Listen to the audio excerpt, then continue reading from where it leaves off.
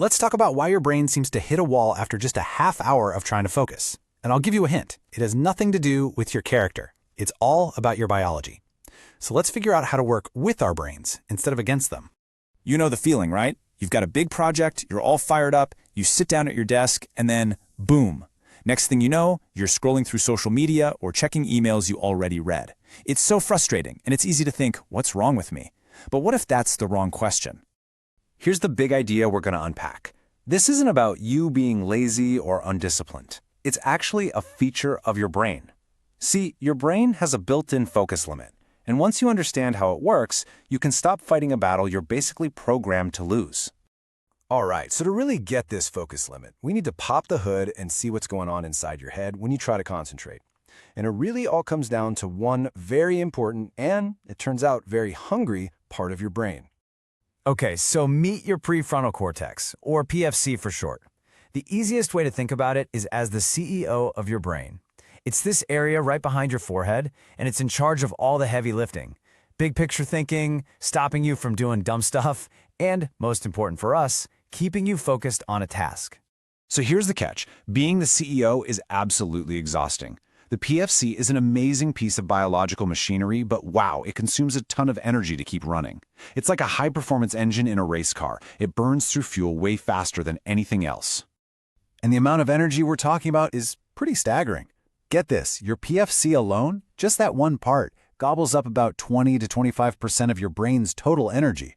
So when you start focusing really hard, its glucose consumption spikes, and then, after just 20 or 30 minutes, it completely craters. And you can see the result of that energy crash right here. I mean, look what happens to your performance. For the first 25 minutes or so, you're on fire, totally in the zone. But then, you hit a wall. Performance just tanks, and your error rate goes through the roof. This isn't just you feeling tired, it's a measurable collapse as your brain's CEO literally runs out of gas. So what happens when the CEO is tapped out? Well, that's when another part of your brain decides to stage a little coup. This is where the chemistry of distraction kicks in, and it's all about one very, very famous molecule, dopamine. Now, most of us hear dopamine and think it's the pleasure chemical, right? But that's not quite right. Neuroscience tells us it's much more accurate to call it the motivation molecule. It's not the feeling of pleasure itself. It's the chemical that gets released before you get a reward, the thing that drives you to go get it. It makes you feel like something is worth doing. So, picture this. Your PFC, the logical CEO, is exhausted. That's the opening for your limbic system, the emotional, impulsive, toddler part of your brain to take over.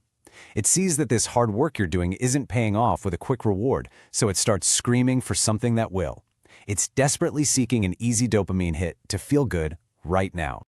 And that's the trap. As the neuroscientist Dr. Andrew Huberman puts it, every time we give in and go for that easy dopamine hit, like scrolling on our phone, we're actually training our brain to be worse at motivation for the hard stuff. We're essentially weakening our CEO and making that impulsive toddler even stronger. Okay, so this internal tug-of-war is already hard enough. But now, we've thrown a supervillain into the mix, a device that is perfectly, exquisitely engineered to exploit this very weakness, our smartphone. Just let that number sink in for a second. 144 times a day. Every single one of those little checks is a tiny surrender to that impulse for a quick jolt of stimulation. And the technology is designed from the ground up to make that pull impossible to resist. So why is it so powerful? Well, it's a psychological trick called variable rewards. Think about it. When you pull down to refresh your feed, you don't know what you're going to get. It might be nothing, or it might be an amazing new post or a message from a friend. That unpredictability is the exact same mechanism that makes slot machines in Vegas so unbelievably addictive. But what's the real cost of giving in? Well, according to research, it takes an average of 25 minutes to get back into a state of deep focus after you've been interrupted. Just think about that. A quick 2-second glance at a notification just torched almost half an hour of your productive time. And if you can believe it, it gets even worse. There's a phenomenon called the mere presence effect, which is just wild. It shows that just having your phone on your desk, even if it's off, even if it's face down, it's still draining your brain power. A part of your brain is actively working to not pick it up, which leaves less mental energy for the thing you're actually trying to do. Okay, that was a lot of bad news. But here's the good news. Now that we get the problem, we can use that same science to fix it. And the solution isn't about having more willpower. It's about strategically giving your brain exactly what it needs to recharge. And the answer is something called micro breaks. Now, these are not your standard coffee breaks where you scroll on your phone. No, these are short, deliberate pauses, anywhere from 30 seconds to 5 minutes, designed specifically to let your brain CEO recover so you can get back to work refreshed. So, what's actually happening in your brain during one of these breaks?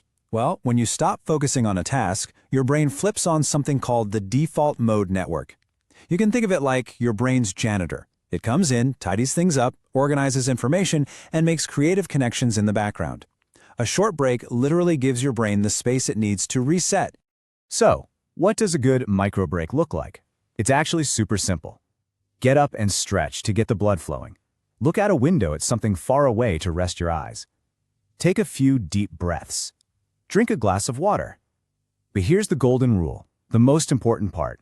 You have to avoid checking your phone or email. That's not a break. That's just switching to a different, less important task.